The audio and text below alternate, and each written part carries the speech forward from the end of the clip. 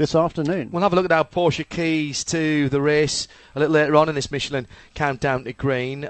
Pat Long is with us for the whole afternoon here. Wherever you are in the world, don't forget, we will go flag to flag here on RS2 at IMSA Radio, as we do for every session of the IMSA WeatherTech Sports Car Championship again this season. And we're on XM Sirius as well this weekend for those of you in the US. For those of you further afield, outside the US, we, of course, will bring IMSA TV into play just before the green flag, round about 25 minutes away. And that will be uninterrupted to everyone outside the US. The reason that those of you in the US can't see it is because you don't have to go anywhere other than network television this weekend. The Fox network taking it on Big Fox, and Brian Till together with Tommy Kendall and Calvin Fish are about 6 or 8 feet to our left in the other side of our broadcast centre here on site for them this weekend. So if you're in the States, make sure you tune into your local Fox affiliate and follow the race in that way. Gentlemen, the Porsche keys to the race. We'll go back to Shane in a moment with some more interviews as more people come down to the grid.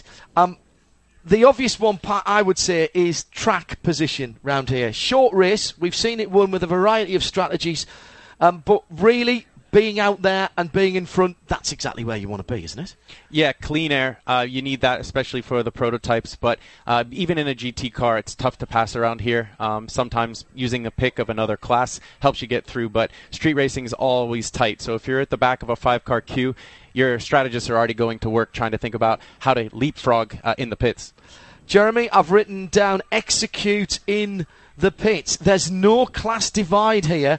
If the pits do get opened under full course yellow, everyone will be able to come in at the same time, whether it's prototype or GT. It's going to be a bit of a scramble. Got to have your head on right, really, for that. Well, you have, and if there are mistakes made, then there will be executions. So her heads will roll because it is so important. It'll be just one pit stop during this race, almost certainly, unless something really strange happens.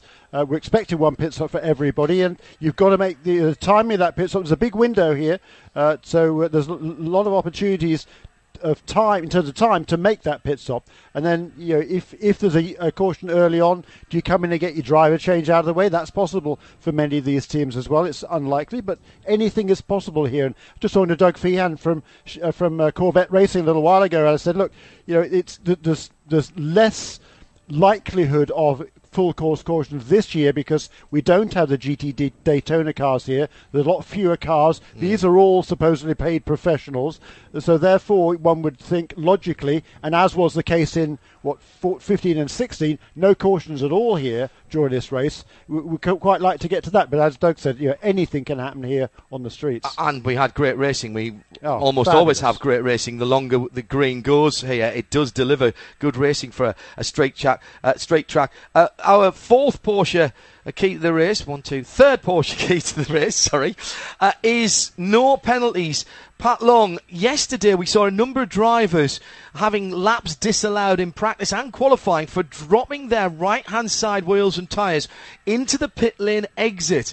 Renger van der Zande and Ollie Gavin were the main culprits there. They lost lap times in that scenario. In the race, that's going to pull you into the pit lane and take you out of any kind of contention. Yeah, I had a chat this morning with Bo Barfield, and I asked him how he was going to look at the race compared to qualifying and practice. It's a little bit different because if you're not deemed to have gained an advantage, it's going to be a little looser on the calls made during the race. So that'll make for a little better spectacle and not too many penalties. But for yesterday, the real talk of the town was not knowing that you were being penalized until sort of later on, and that was much the talk this morning. And Jeremy? Yeah, no, I had a long chat with Oliver Gavin about that this morning because his team weren't telling him, were they? Well, apparently not, no, and he wasn't really sure what it was all about. They were trying to get a sort of clarification. They thought there was a bit of a miscommunication because the team kind of told him at one stage it was something over in turn 5, and he was trying to think, what the heck's wrong with turn 5? And then they told him it was turn 1. So there was a lot of miscommunication there, and from his perspective, he's been here for, I think this is his 11th or 12th year he's been here, and he's never had that before. No. So it was something completely new. They used to have, Patrick, didn't they, some little marker bollard things or marker cones, or not cones, but the bollards, to delineate the pit wall the pit lane and the racetrack. Those are gone now. It's just a little teacup sort of things on the side of the curb there. So it's difficult to see, and it's just kind of one of those things. But the important thing is, I think, from a Corvette's racing perspective, the car is fast. Yeah, absolutely right. Our final Porsche key to the race, flexible, and I've put strategy in inverted commas here. It is strategy, but Pat, we've seen this race won with all kinds of different ways of getting into the pits and getting the driver change and tyres, sometimes no tyres for the GTs. BMW a couple of 3 years ago had a puncture early on. They came in, they got that track position. Here it's about trying to read the race and taking whatever you can get when it's given to you. Yeah, there are very few races where you don't need two full lengths of fuel. So when you come in, you're not spending the normal amount of time in the pits, which puts some more pressure on the tire changes. You can maybe not go for 4 tires. Some will take none, some will take 2. That's really going to be down to tire wear and your driver change stop. That really does put a lot of emphasis on the pit stop, how long it takes to change the driver. And there is an opportunity here, Patrick, is it not? You don't necessarily have to start, perhaps, with a full tank of fuel here, or you could.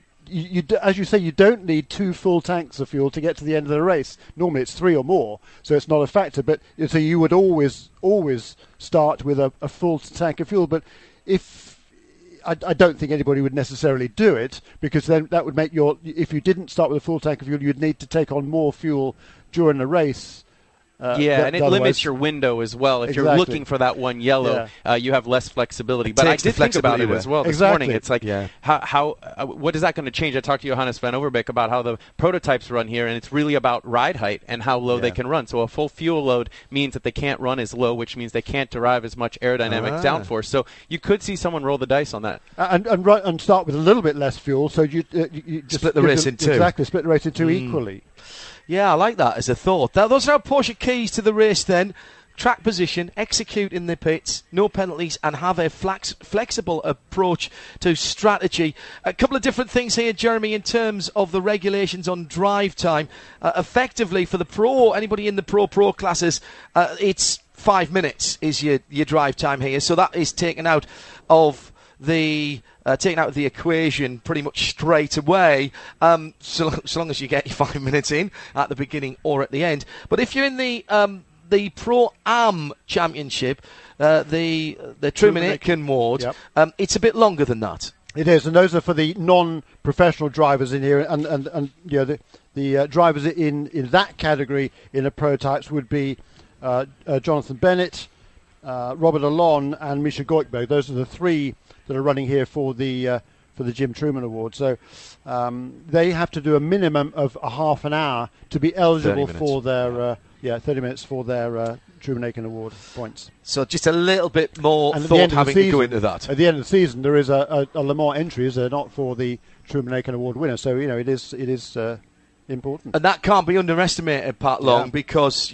there are only a finite number of people who can go to the Le Mans 24-hour this year and next year. Be the end of the WE season, of course, next year, the first of the transition season, the second time that they'll have been there in that single point scoring season.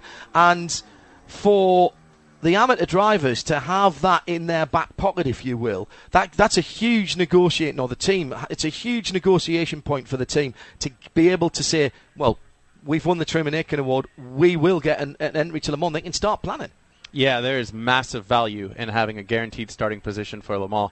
You definitely have to figure out how to fund it, who's going to run the program, and who the other drivers will be. But the waiting list to even be on the provisional entry at Le Mans is unbelievable. So rich currency in sports car racing.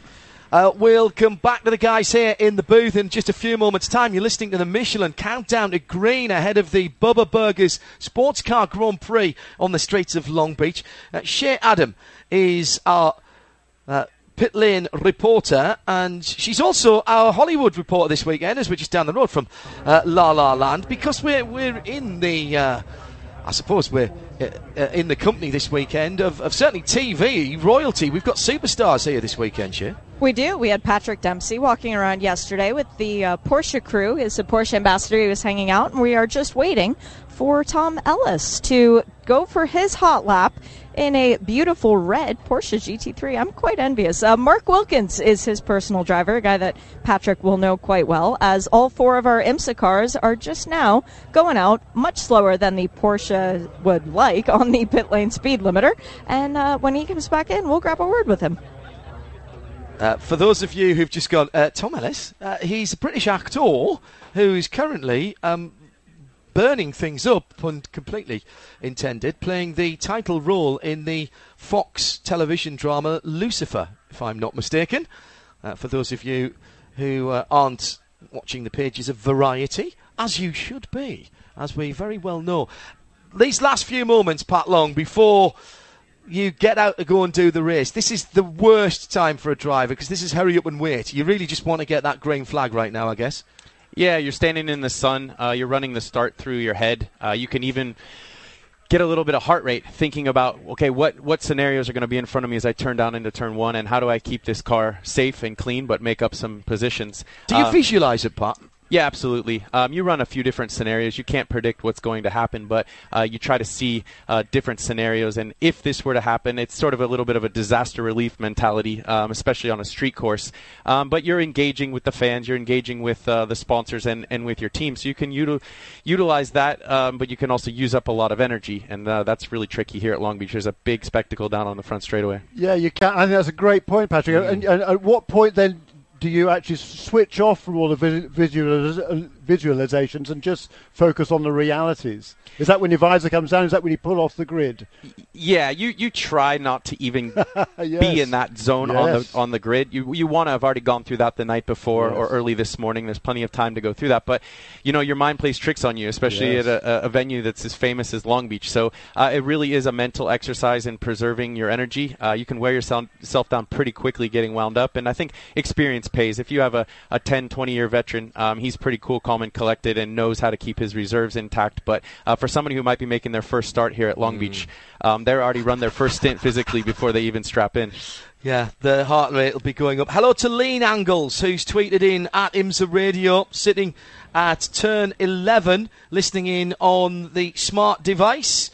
And blue skies, palm trees, life is good as we're getting ready for the Bubba Burger Sports Car Grand Prix on the streets of Long Beach. And it is at IMSA Radio if you want to get in touch with us here in the broadcast centre. Let's go back down to Shea Adam and find out what is going on with some of those drivers, as Pat Long's been talking about now. Where are you on the grid? About 20 feet above the grid, standing next to Dane Cameron, who's just waiting for the formalities to proceed. But Dane, where's your head at? Your car's starting on pole, but you don't know where it's going to be when you get in it. You're going to have your work cut out for you. Is Juan just going to give it to you from the lead?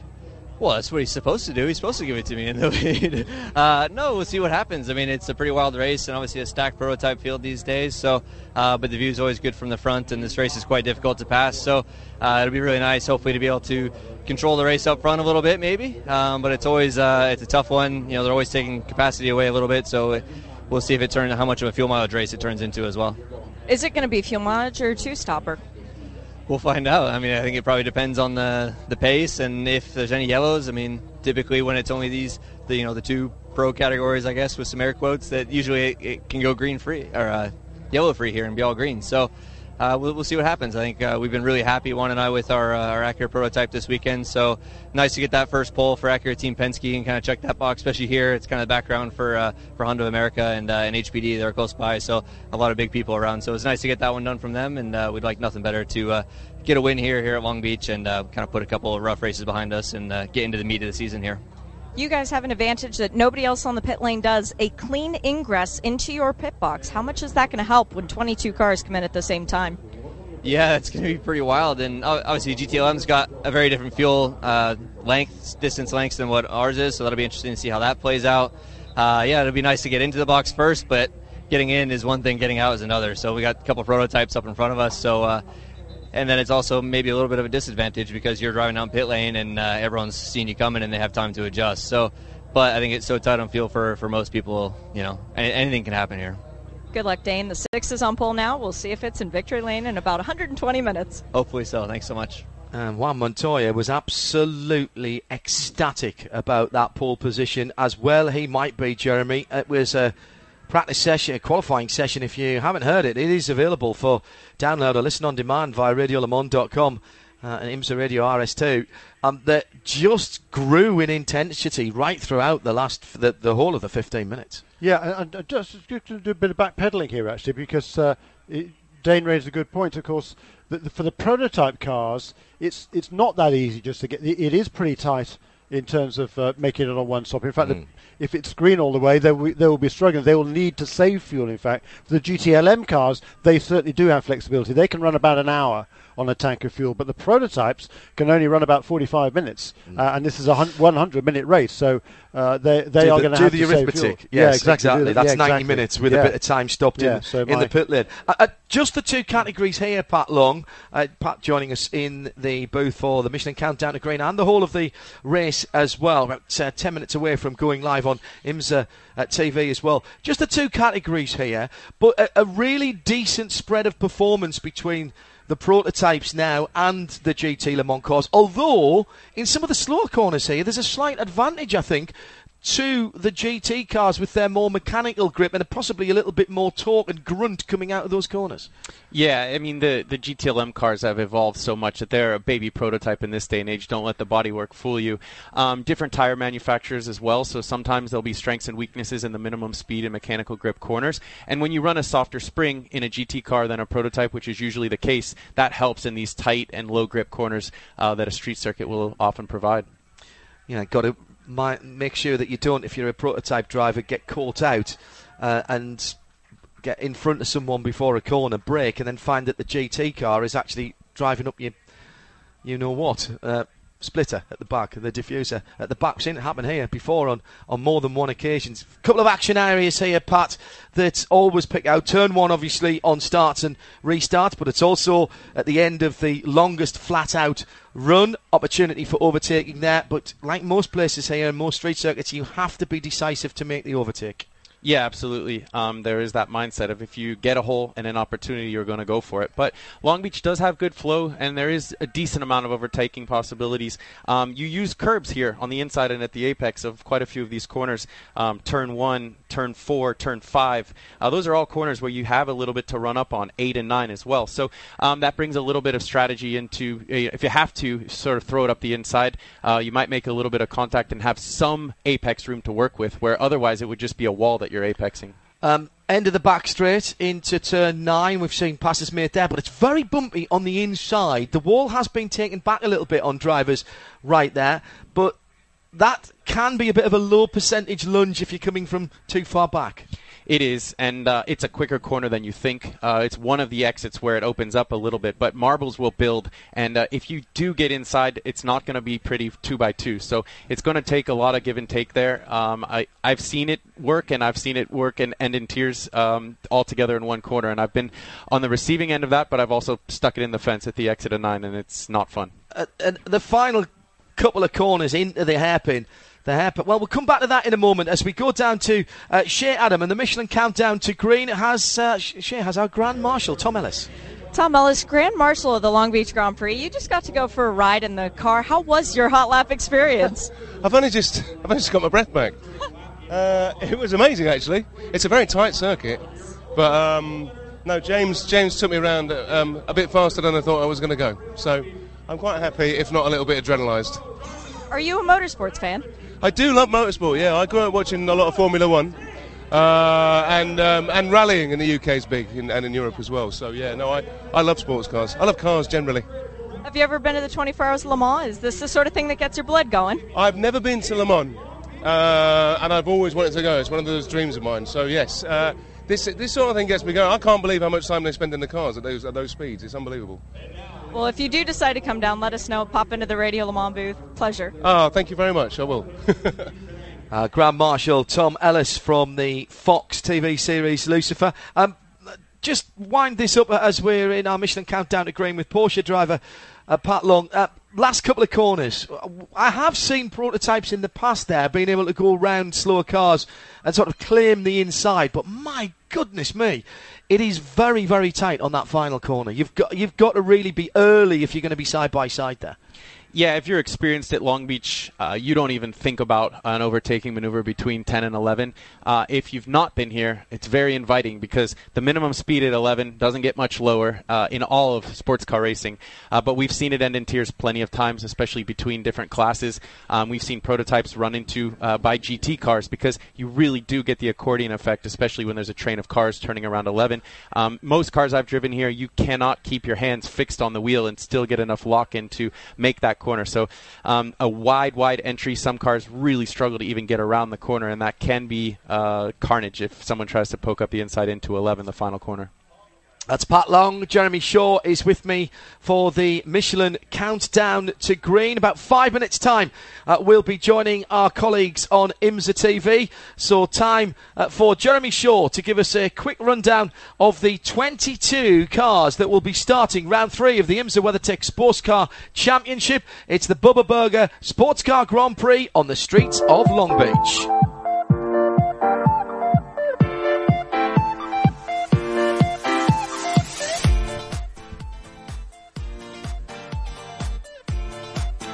"22 cars indeed for today's Bubba Burger Sports Car Grand Prix at Long Beach, round 3 of the 2018 IMSA WeatherTech Sports Car Championship.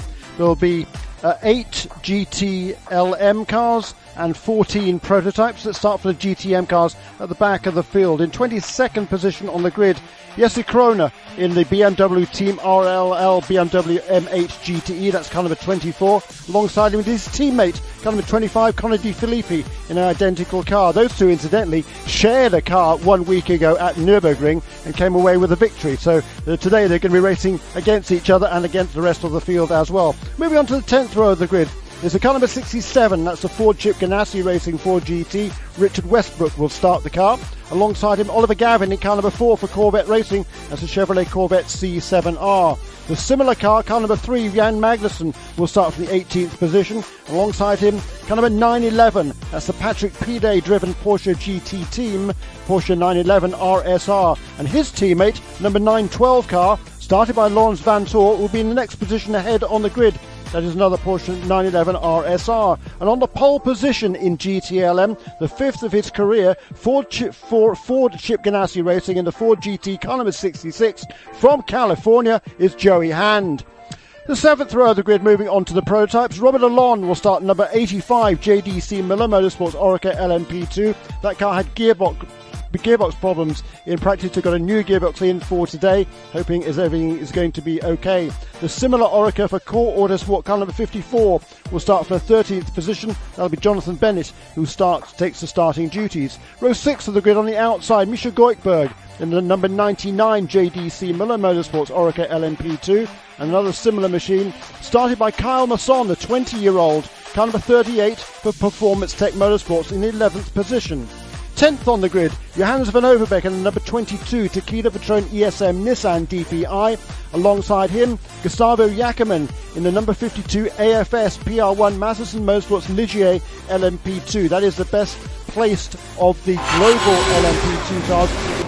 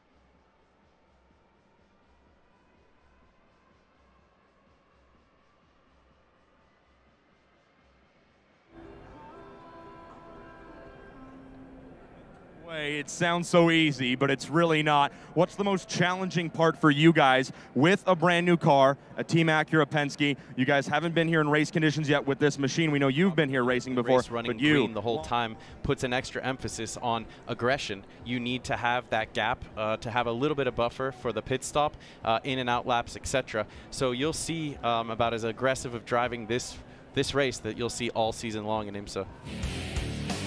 Yeah, and we've done damage here in the past, Jeremy, to various cars. I don't remember that. No. Actually, I don't remember it not happening. Probably most years we have some sort of incidents on the first lap, and hopefully this time we can keep it clean. Yes, I think there was nearly $2 million worth of damage done here last year, which if you say it quick, it's not a lot of money. The grid is... it's not for Pat Long, of course, because, you know, being the former Porsche Works driver, he's fine. That's the sort of money that you lose down the back of your sofa at your man cave, isn't it? A couple of $1 million. Yeah, when he's played Monopoly. Luckily, I'm still a factory driver, but I've had a few times at this race where I've been sort of put on the hot seat. Used a few bumpers in my Flying Lizard days around here, but you know, Bo Barfield is a guy who lets us race, and he wants to see great hard racing. So if you're not turning guys or damaging a lot of equipment, a little bit of bump and run here always has done me well at Long Beach. So Pat Long will be with us for the whole race. Let's check in very quickly with Shea Adam, our Continental Tire pit lane report. It looks like the grid has been cleared. We're getting ready for the command. Atmosphere beginning to build down there, Shea. It's a nice feeling down here, John. Enjoying the sunshine. Everybody's just sort of soaking up the calm before the storm. And there's a lot of people hanging out, ready to get things going. And I'm just going to hop over the wall here and be nice and casual and drop in on a conversation between Daniel Morad and Ryan Dale. Sorry to interrupt. Daniel's already been out on track today, so he's just giving Ryan some tidbits. And Ryan, it was your birthday. No tidbits. No, sabotage. Ryan, it was your birthday a few days ago, so happy birthday to begin with. You feeling like maybe a bottle of tequila will be a nice birthday present? Especially now that I turned 21, I can legally drink. So, yeah, but Daniel's not helping me at all. We're just talking about the good old days. And I'm telling him how his teammate at the last race passed me 4 wheels off in World Challenge. We're just arguing about that. But it's okay. Lucifer on Fox it is going to be a good day for you today. Words you know in racing. Tom Ellis, Star of Lucifer on Fox for those most famous words in racing. I think we have the car. Drivers, we got very start lucky your last year engine. With, strategy and you heard it here, folks. Let's go sports car racing. With back markers. But we definitely have a good car. A better car like we typically find with the Nissan DPI is better in the race than the qualifying, so hoping for the best. Good luck. Thank you. So with the time coming up to about 1 minute after 1, the command to start the engines has just been given. And we are ready to get underway for the 1 hour and 40 minute, 100 minutes of the Bubba Burger Sports Car Grand Prix on the streets of Long Beach. The cars with the doors left open. Jeremy? Yeah, that ESM team, there's a lot of celebrating there. Do we mention that it's Janus van Hovenbeck's birthday today? Yeah. Actually, so that'll be a party and a half. Yeah, and Ryan, he's just 21. That's great, good for him, finally coming of age. Yeah. 35, by the way. Yes. 36, I'm sorry. Pat Long is joining us here in the booth. And good afternoon to you on XM Sirius, also around the circuit here on 454 our scanner frequency, and on the PA system, the ever brilliant PA system here at Long Beach for the IMSA WeatherTech Sports Car Championship. These are the moments, Pat, where nothing else the team can do right now can help the drivers. You are locked into the car. It's quite a claustrophobic feeling nowadays with the wrap-round seats, the hands device. You've pulled down the belts just maybe 1 or 2 more times, and you're left with your own thoughts heading out on this formation lap. Yeah, the pressures are low. You don't have a lot of time to get heat into the tires. You're thinking about how your brakes are going to attack when you go down into turn 1. It's a long front straightaway. They usually release them pretty early. So you come down 3-4 wide, and your whole race is in the hands of the starting driver. So these are tense moments. Jeremy Shaw, we have 2 classes here this afternoon. The prototypes at the front and 8 world-class manufacturer-entered GT Le Mans cars, including for the first time in the streets of Long Beach the new BMW M8. Been a little bit of BOP change since the last in both the categories. We've got a very close race coming up. Well, I think we have. I think in the prototype cars there's really nothing to choose between any of them. The global P2 cars haven't performed to their ultimate potential here yet this weekend. We will see in the race. I spoke to Gustavo Jachmann, who's the best qualified of those cars during qualifying yesterday, and he admitted he didn't get the most out of that car. He thinks there's another second in there at least, which would put him right in the mix. In GTLM, well, gosh, the Porsches and the Fords were massively close yesterday all the way through. The Chevys were right there also in qualifying. The BMWs, oddly, they've had a bit of a change about performance this weekend because they were so fast at Sebring, so they've been pegged back just a little bit. So they've lost a bit of turbo boost in the lower range, and they're not yet getting those cars off the corners perhaps as well as some of the other GT11 cars. So the BMWs might be struggling just a little bit. They have done in the time chart so far, but in the race, who knows. But what's interesting here is the Porsches in GT11, they really get off the cage right away. As soon as green flag flies in each of the sessions so far, they've been on the money, on the pace. The Chevys are also fairly good at getting up to speed right away, and the Fords perhaps not so good. It takes the Fords generally a little bit longer to get up to their real racing capacity. Yeah, low center of gravity, different weight, different wheelbase. These cars all react a lot differently. I think if you run a very, very stiff spring, it takes a while to get the tires up. Yeah, and don't forget the prototype categories, the DPI cars have a lot more freedom with their suspension than the global P2 cars. That was evident that was a performance advantage for the DPIs. That's not part of the BOP, but that was a performance advantage at Sebring on the books there. It will be a performance advantage here as well. Yeah, I talked to Johannes van Overbeek about the aerodynamic strategy of the prototype cars, and he said it was really split right down the middle. They could either go with full high downforce because you think it's a street course and you need braking and you need to be able to change direction, or you just go for sheer speed and the ability to overtake up the front straightaway. So I think you'll see different aerodynamics running through the prototype category. Our Porsche keys to the race, track position, key on a street circuit, executing the quiz. There's no class divide here. If we do get the intervention of the safety car and that bright red Porsche comes out, all of the cars can come to pit lane at the same time. Take no penalties, because penalties here in a drive-through will pretty much cost you a full green flag lap, and be flexible with your strategy. We'll revisit the Porsche keys to the race throughout the 1 hour 40 minutes, which is on the clock now. Very quickly, what's also interesting, there is that class that generally in the past we've had GT cars separated a little bit from the prototypes. That will not be the case here, and these GTLM cars to the front, they are going to be hassling some of these prototypes, particularly over the first couple of laps. That is going to be very interesting. So the safety car accelerates away from the front of the grid and into the pit lane. It's Acura and Juan Montoya on the pole position in the number 6. Penske Acura. The green flag is in the air. He gets a really good start. Felipe Nasr in second position, tries to hold it side by side with third between Aaron Tingle and Elio Castroneves, and Tingle has to drop behind. They went the white Penske Acura, which goes for second down the inside. Just have that side by side with him at sixth position. Everybody filtering through the first corner and through the very tight chicane. That is the fountain area. It's a Porsche at the head of GT Le Mans. That looked like Laurent Vantour, who got ahead of Joey Han to me. The 912 GT-LM Porsche ahead of the 1466, and there has been a spin, and it is at the fountain, and that would have slowed things down. Kyle Masson, the number 38, yeah, which started in 11th position. Misha Goikberg was right in behind him now. Did he jump, or was he pushed? Side by side, those two red cars. Masson tries to go down the inside where there was no gap. And, well, two cars involved there. Is the red and yellow machine also involved? But really, I'm not sure. I think Kyle was going for a spot there that didn't really exist, and it's a full course yellow early on.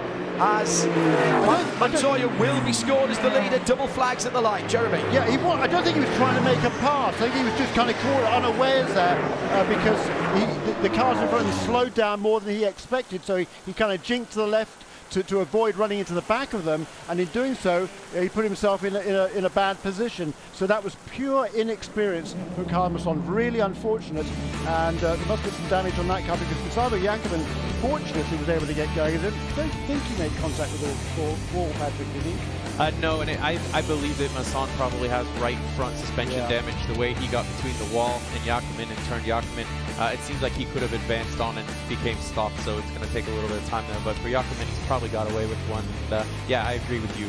That's real inexperience. As a driver, if you're not in the first 3 positions overall, you know at the flower pot it's going to back up, and I think it was just a move of avoidance. Shea Adam gives us this Continental Tire pit lane report. Before the full course caution came out, a mechanic from the 911 crew got up on the wall with an air gun, and another one came out with a tire. They just sent somebody after the caution came out to the little island to be able to look at the car. As it came by under yellow, they were looking for some form of damage to the right front tire, but they didn't see any, so they backed off. They might still pit, though, when the pit window opens. We cannot do a driver change in the first 15 minutes, and since it's a short yellow, I don't think the pits are going to open under caution. It would be as soon as we go back to green.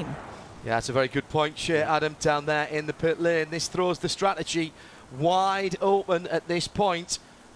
It was... and certainly for the prototype, it's actually good news, because with 100 minutes and able to do around about 45 minutes on a tank of fuel, this is good news for them. They would be a little bit less critical on the fuel save. So you've had all that excitement, Patrick. Yes. You've started the green flag. You've had a bit of a dice down to the first couple of corners, and now you've got to turn it all off again and basically reset the Brit. Yeah, starting over. I mean, the front of the prototype category the top 4 cars were right nose to tail, and it was shaping up. It looked like Elio was on a bit of a tear. It's probably going to help the 2 cars ahead of him that they're going to get to sort of get a big jump out of the last corner, where before it looked like we were going to go down into turn 1 for the start of lap 2 and maybe have some overtaking.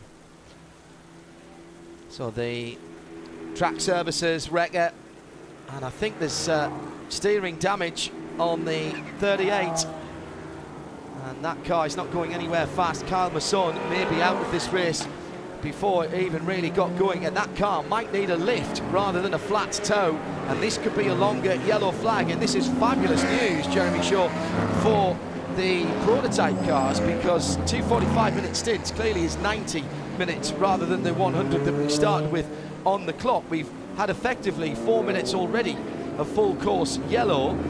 It's not going to take that much more before we get into a one-stop race for the prototypes. Yeah, and certainly they were planning on doing one stop in any case. I mean, they were planning on doing the fuel save to make sure they didn't have to make that second pit stop. This certainly would just help that. We've seen the past few years here, that's exactly what has happened. Well, last year there was yellow, so it wasn't a moot point. But before that, we had all 3 races that didn't do enough of the fuel save, not being conservative on their fuel usage, and they were able to make that work. So this has certainly helped. That's going to make a better race for it as well. Yeah, in some respects it brings it a much tighter race in the prototype, because between the DPI and the global LMPs you probably had some variances on how many laps they could go under green, and this probably brings it much more to a single strategy for everybody. Yeah. But of course now what it also means, if this is the only caution, they are going to have to make that pit stop around about the same time, because it is green in the middle of the race. They're going to be making that pit stop pretty much all together, or maybe within a lap or 2, I would suggest. In the IMSA Broadcast Centre here, trackside at Long Beach, our guest analysis is Porsche factory driver Patrick Long, who joins Jeremy Shaw and me, John Hindhaugh. Our Continental Tire pit lane reporter is Shea Adam, and that clean-up still going on at the moment, but it is Laurent Vanthoor who took advantage early on and got by Joey Hand.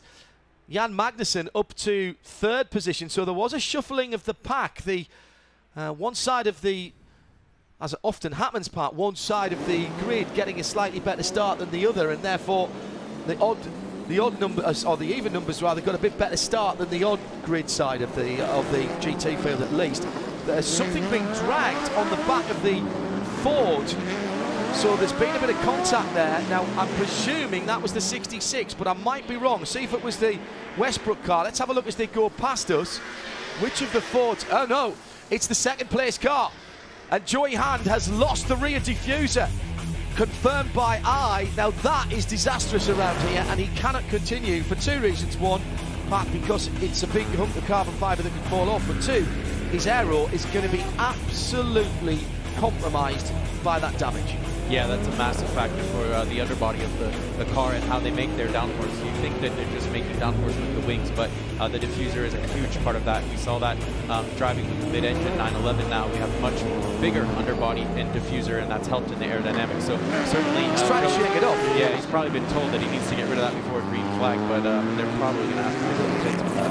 And the pits will not open before we go back to green. I'm hearing from race control, and Shea Adam tuned into that down in the pit lane for us. Strange. Is that from something other car? I think it's. It could be a duct. It could be a duct that got caught up in the end of the lip of the diffuser. I think it might be part of one of the prototypes, you know, that had the shunt in front of him, gentlemen. And he's trying to wave it off. It's got a bit of chicken wire or grill to stop the bits and pieces getting in there. Well, there's damage. I think it's his. Jan Magnussen. Yeah, I think it's his. And Imps is going to want him. Yeah, Magnussen could help him out there by just running over it. I mean, you know, it's not. He might have been the one that started this battle. That's a fair point, Pat Long, with us in here. The usual start with plenty of action at Long Beach. We're neutralised at the moment as we're waiting for the recovery of Kalmason's Orica, number 38, victim of a little bit of inexperience on the first lap and the run down to the fountain. Such a shame for the 20-year-old, because he'd done a really nice job this weekend. He'd never been to Long Beach before, at least not to drive. He'd been here to support the team in PC a couple of years ago, but he hadn't driven here before, and done a really nice job, turning some very, very good lap times yesterday during the practice and qualifying. But unfortunately, an early end to the day for Karl Masson, and poor James French won't even get to drive the car at all, most likely, unless they can get it fixed. And the car has been towed with the front wheels off the ground into the escape road. Just quickly then, before we go back to green, let's revisit the Porsche keys to the race. Track position is crucial here on the street circuits. Make sure when all classes do come into the pits that you execute correctly in the pit stops. There's absolutely no chance of winning this race if you start taking penalties, and keep flexible with the strategy. And while we're here in California, you should just mention, as we're doing our Porsche keys to the race as well, Pat Long, a big Porsche event coming up in September up at the Laguna Seca Raceway, and the latest iteration of Rennsport, which has just grown beyond all compare in the last few years. Yeah, that's Porsche Overload weekend. 4 days at the WeatherTech Laguna Seca racetrack. This will be the 6th Rennsport. It started as a small concept from Bob Carlson in Lime Rock, and it's usually every 4 years. We've moved it forward 1 year to help celebrate the 70 years of Porsche's anniversary this year in 2018. And for myself, it's just absolutely church. Porsche is you should see the smile on Pat's face while he's talking about this. You're getting excited about this already, and it's months away. Yeah, the last Rennsport I was able to race a 962, a 935, a 2-liter 911. I basically was the kid at the buffet who just took way too much on his plate and barely remembered the whole experience because I was just diving from car to car to car. Multiple race classes. Imagine the Monterey Historics, but just completely Porsche. New and old. It's an unbelievable race. And we'll be there as part of the Radio Show Limited network of channels to bring you some broadcasts from that. Further details as we get a little bit closer. Now, the damage on the back of the leading Ford was caused by Patrick Pilet. Not really Patrick's fault. They all backed up behind as the prototypes ahead were having their problems. We'll take a quick Continental Tire pit lane update from Shea Adam before we go back to green. This